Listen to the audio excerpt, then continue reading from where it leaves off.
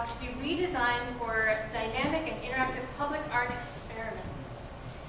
So basically, we went outside and walked around a little bit. We realized that the little park area over there, it's really lovely, but it's not really conducive to people working together, playing together, doing anything together. So our first step is start to look at how we can redesign that space. So we're hoping for modular furniture, with a lot of other ideas too. And we also looked at this area over here, and we thought this was also a great area for art installation. We have tons of ideas for performances, art installations, anything related to art could be over here and over here. So that's our basic idea, is to completely redesign both of these spaces so they can be used in many ways and start programming the spaces.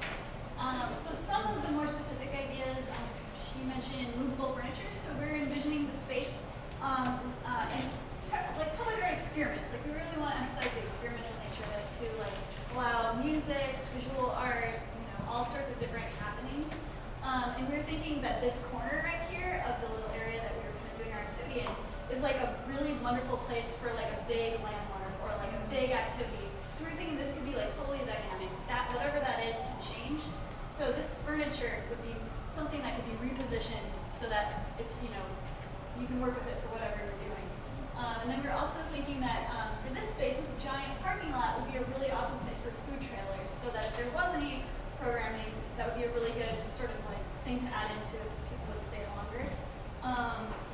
And so we're also thinking that could be a really cool place for art in a parking lot potentially. We had talked about maybe like like selling like little vendors and stuff like that. And then so this is like kind of our main thing, that we're really like interested in this, and then we would have to probably build relationships with the state to figure out how this could work. But we could do some like small things just sort of in the meantime while we're finding something bigger over here. And we have this calendar that I don't know, maybe you want to talk about this. Before I do, I wanted to ask, how many of you ever tried to do an event on Congress? It's a nightmare. It's an absolute nightmare. It takes approximately a year to get any permit from the city. I'm sorry for the city folks, but it's an absolute nightmare. So the redesign of the tool area is addressing that the programming could be, it's a huge deal. The programming on Congress could be a much more fluid process and more open process. In terms of, our approach is obviously non-commercial, but the way we would like to address feasibility, our model is that actually we identified stakeholders already with programming or with money that could come in and could either support programming or they already have programming that could be perfect here. So what we are thinking that we basically broke the programming period into 4 sections that coincides with the semesters. And all our universities are in a semester system in Austin. The break between the semester, which is the winter area, which usually is actually pretty busy. We have the sing-along in the beginning of December, and we have the Christmas stuff, and also we have the New Year's thing. So it's a pretty busy season, and then we have summer, which I would call hell, which is another thing. But basically, we have these 4 things, and we would like to coincide with our programming. We would like to coincide with the existing festivals that bring a lot of people.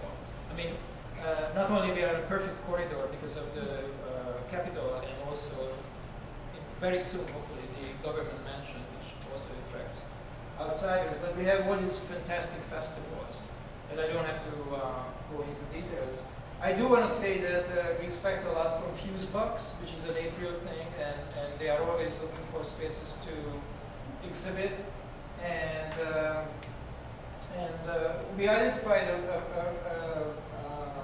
several other possibilities, which is it wasn't mentioned, so I don't want to, food, music, these are obvious choices, but Austin has an incredible, diverse international community that is very rare that actually could show its colors.